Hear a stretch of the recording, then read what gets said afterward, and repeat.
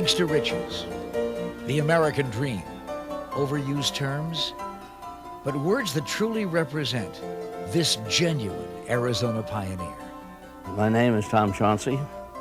My brother, a year older, he was 14, I was 13. We hopped a freight train and spent a week on the railroad coming and landed east of Phoenix.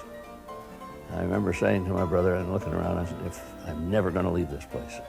An act for which the state of Arizona would someday be thankful. The brothers soon landed jobs in the center of 1920s Arizona political action at the Adams Hotel. Senator Hayden said to me one time, he always sat at the bell bench with us. He said, Tom, what are you going to do? And I said, what do you mean what I'm going to do? And he said, what are you going to do for a living? You're not going to stay here and be a page boy the rest of your life. He said, you've worked real hard and you get along well. And the lobby of the Adams Hotel was as big as this farm. It was unbelievably large. He pointed over to the desk and he said, well, if you're a good boy and you work hard, someday you'll be behind that desk instead of in front of it, and you won't be running up and down the stairs.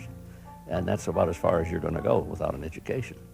After thinking about Senator Carl Hayden's good advice, Tom heeded this guidance and set out to find a profession. So I walked, next morning I thought about it, and I walked down the street, which is 20-some thousand people in the whole city of Phoenix. And I walked into a jewelry store called Friedman's, and I said, I want a job. I want to learn the jewelry business. He said, why? And I said, I like the jewelry. I love jewelry. And I said, Senator Hayden. He said, Senator Hayden? I said, yeah, Senator Hayden. And he thought, you know, he's really giving me a con job now. Told me I should get a job and learn something. And he said, $10 a week. But I said, I don't like bellboys. They don't give any change. I said, well, I don't keep your change, and I don't want your change if I don't earn it. Tom spent the next 20 years learning the business before he went out on his own. In the 1940s, he relocated his business into his old stomping grounds, the Adams Hotel. It was at the Adams where Tom would meet another influential person in his life. Gene Autry came to town and stayed at the Adams Hotel. He lived there at the Adams, and his wife, Ina, we became very close friends, lived with us at the hotel, and we were together constantly. And Gene kept saying he was absolutely fascinated with broadcasting. And this is the 20s, the 30s, 40s. Anyway, he said, we've got to get in some broadcasting. And he said, you and me, and we'll get going. I said, I don't know nothing about broadcasting. I'm happy what I'm doing. He called me one day, he said, I bought us a radio station. I said, I'm not going to run that radio station. I don't know a damn thing about radio. He said, you're going to learn. And he did learn. But Autry wasn't through building his broadcasting empire. He called me one day and he said, we've got to get into television. It's going to be the thing. CBS wants us to get into television. They want an outlet. They want us to be that outlet. We've got to do something. And he was heading for overseas someplace. This was on a phone call from an airport someplace. And he said, take care of it. And so here we go again.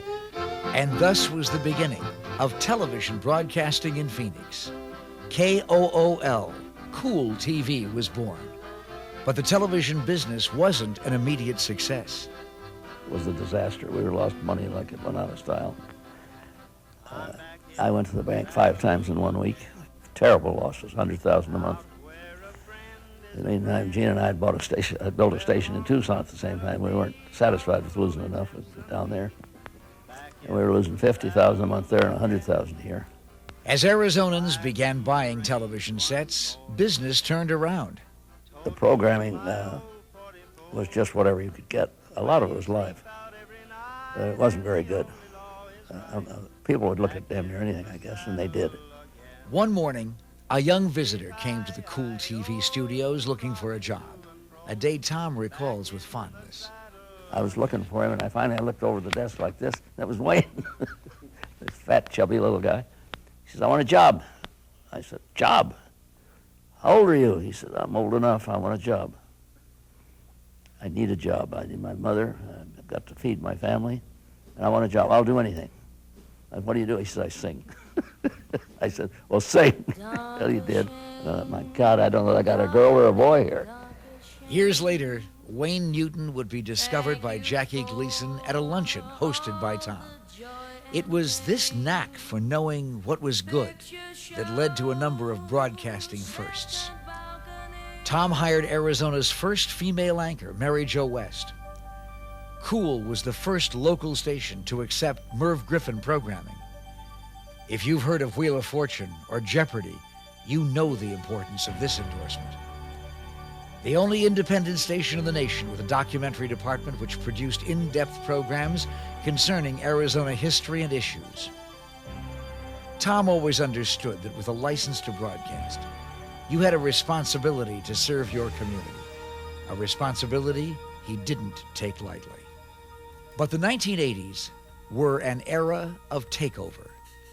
Local affiliates began giving way to corporations, and television stations were in the hands of broadcasters with a different philosophy than Tom. Those big companies, they don't give a damn about Phoenix or anybody else. They care about how many dollars they're going to put in their pocket. That's not broadcasting. You have using the people's license, the people's airways, and you're going into their homes, and you have a responsibility. Today, Tom's love for ranching and Arabian horses takes top billing. Ventures he's also succeeded in. He's been courted by presidents, he pioneered broadcasting in Arizona, and played an important role in our state's growth and distinction. Not bad for a kid who rode the rails and arrived here penniless in the 1920s. Ladies and gentlemen, please help me welcome Arizona Historymaker Honoree, Mr. Tom Chauncey.